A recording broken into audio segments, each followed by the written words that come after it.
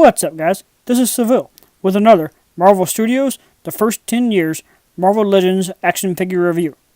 Today, I'm going to be talking about pack number 8, featuring Ant-Man and Yellowjacket from the first Ant-Man movie. Much like Crossbones from the Captain America set, this is Yellowjacket's first ever MCU Marvel Legends figure. With all that said, give me just a minute and I'll have these out of the package.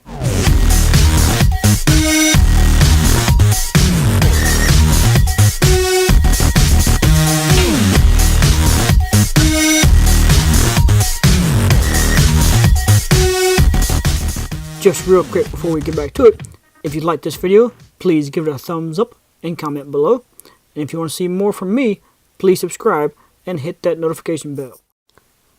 Now that they're out of the box, I'm going to give each figure their own time on the spinner so that you can see them all the way around.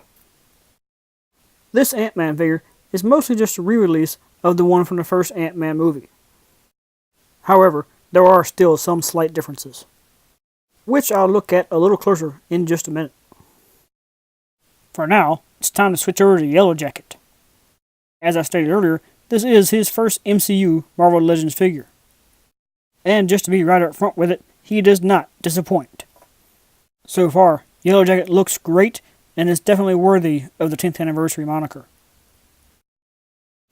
And now, with his spin complete, let's take a closer look. Starting with Ant-Man. I never actually owned the first MCU Ant-Man figure, but here's a picture of it from Google on the left, with the new 10th anniversary version on the right.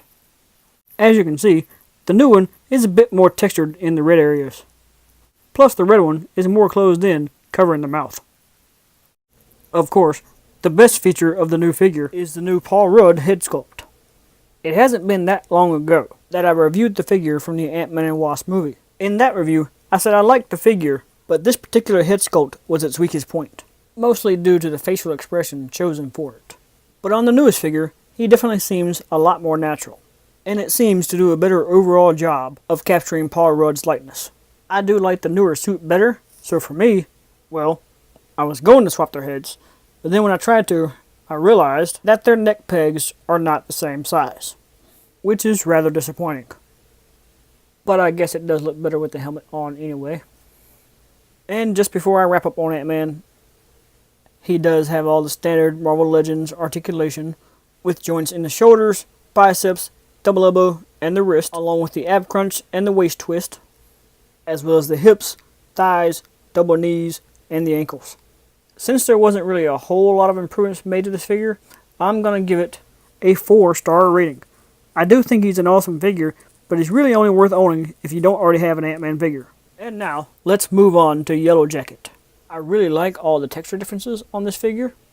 The blacks are all really smooth and practically without friction, while the yellow has sculpted in nest patterns, and the helmet is pretty impressive as well, with the actual sculpt being underneath the clear yellow window.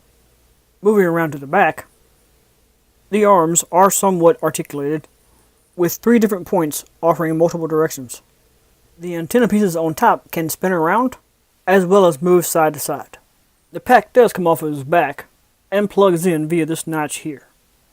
Even without it though, his back is still pretty detailed. And while I've got it off, I'll go ahead and talk about his articulation.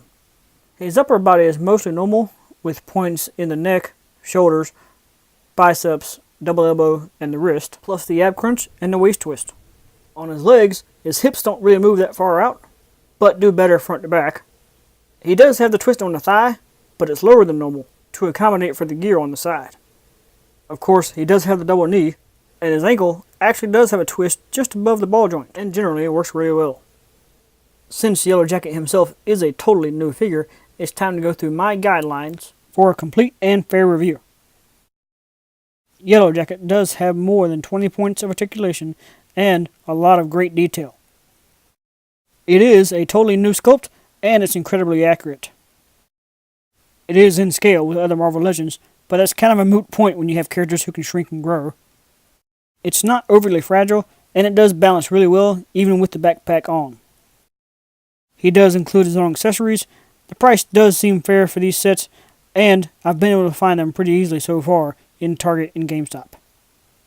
which leads Yellowjacket to a 5-star rating, meaning he is amazing and worth owning for all collectors of this line.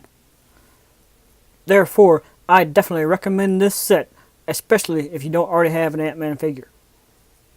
If you like this review and you have not already subscribed, please do so. That way, you'll be notified when I complete my next review, going from the tiniest figures in this line to the largest, featuring the Hulk and Hulkbuster from the Avengers Age of Ultron movie. Thank you guys for watching, and I'll see y'all next time.